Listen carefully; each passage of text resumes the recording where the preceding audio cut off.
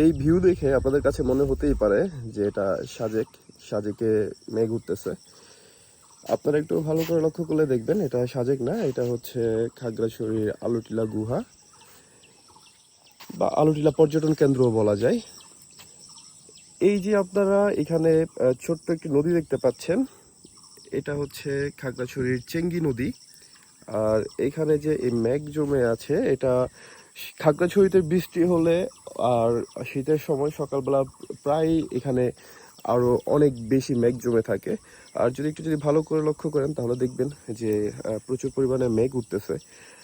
আমাদের খাগড়াছড়ির পর্যটন কেন্দ্রটাকে যদি আরো কিছু নতুন কোনো প্রজেক্ট ইনক্লুড করা যায়, তাহলে খাগড়াছড়ি শহরটাকেও আরো পর্যটন বান্ধব বা পর্যটনমুখী করা যাবে। প্রচুর পরিমাণ দেশি বিদেশি ট্যুরিস্ট আসবে।